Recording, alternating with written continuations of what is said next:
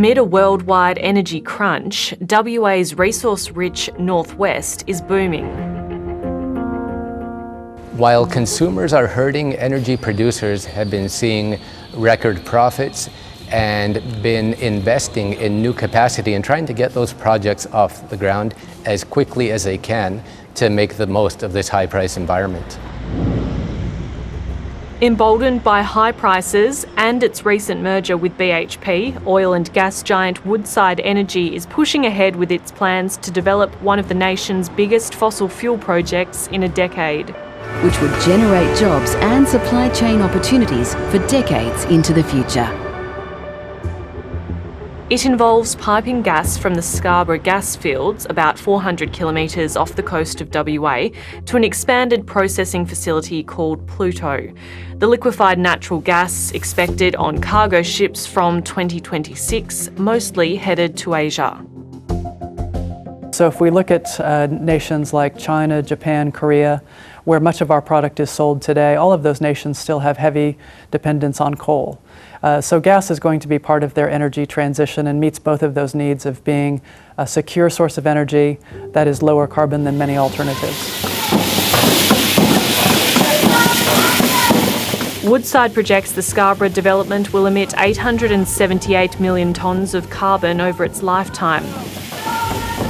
But global research firm Climate Analytics estimates the total emissions will be almost 1.4 billion tonnes, nearly 3 times Australia's present annual carbon emissions. Already Western Australia is very, very carbon intensive. We're almost alone amongst the states of having really rapidly increasing emissions. Other states are reducing.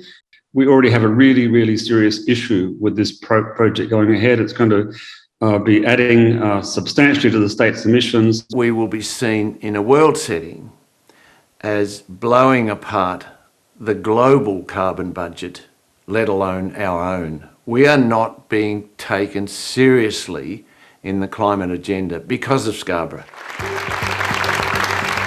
The Albanese government has promised to reduce Australia's emissions by 43% by 2030. Are you comfortable with Woodside's Scarborough gas project at a time when climate scientists are saying that there should be no more new fossil fuel projects? I'm comfortable with making sure that we transition over a period of time in an orderly way. If Woodside are prepared, and they are prepared and have guaranteed to the WA state government to implement the appropriate offsets for the development of the Scarborough gas field, then we support that because it absolutely fits within our ambitions for net zero emissions by 2050 as well. Woodside says Scarborough is a relatively low carbon dioxide gas field and contributes to the goals of the Paris Agreement by helping its customers replace coal.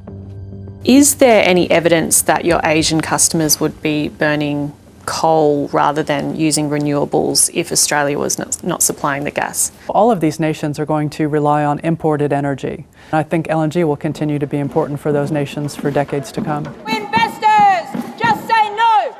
At Woodside's recent annual general meeting, nearly half of the company's shareholders rejected its climate policy, with questions around the feasibility of its plan to cut local emissions by 30% this decade and reach net zero emissions by 2050. Anything specific that you will change to the plan based on that vote? Look, probably too early to say. We will continue to engage with our shareholders and really deep dive into their feedback and use that to influence our business strategy going forward.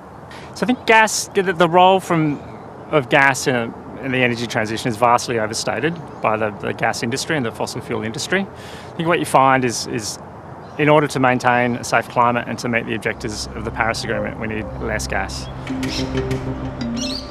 Alex Hillman spent 9 years working for Woodside as a lobbyist and engineer. He now works for the Australasian Centre for Corporate Responsibility, a shareholder advocacy group that pressures companies to do more on climate. Over 90% of Woodside's emissions come from when their customers burn their fossil fuels. Woodside doesn't have a target to reduce these emissions. So for the 90%, there's no target at all. That's why we're investing time and effort in things like hydrogen and ammonia, because those really will help our customers with their emissions challenge. Part of Labor's plan to reduce emissions involves strengthening what's called the safeguard mechanism by forcing Australia's biggest polluters to keep their emissions below historic levels, known as the baseline.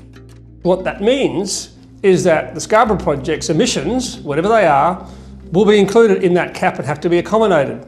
So given that the cap is fixed and will be declining, that means by adding a project which is going to add to emissions, something else has got to give. And that means that projects like Scarborough, in my view, can go ahead and be accommodated within Labor's policy.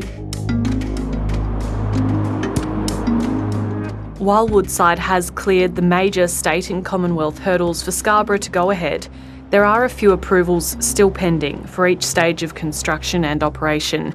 And traditional owners are trying to convince regulators the development risks cultural heritage in the area, which is home to 1 million Indigenous rock carvings.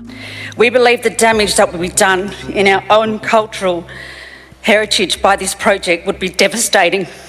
We have consulted extensively with Merger Aboriginal Corporation as the representative of the 5 language groups.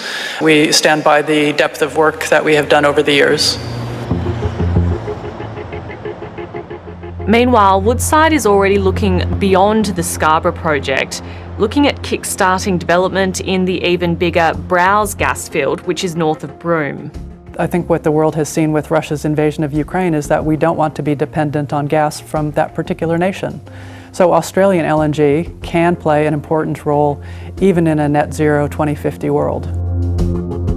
What I'm seeing now is the gas industry is basically using the Russian-induced energy crisis as a justification for essentially busting the Paris Agreement. And it's one of mounting concern for all of those in the energy and climate business looking at how to meet the Paris Agreement. The government will support energy developments and resource developments that meet environmental standards and approvals, and also have a goal of making sure we go to a decarbonised world.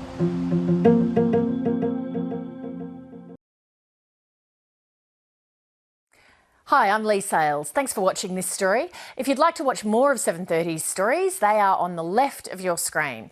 And tap on the button below to subscribe and get the latest from ABC News.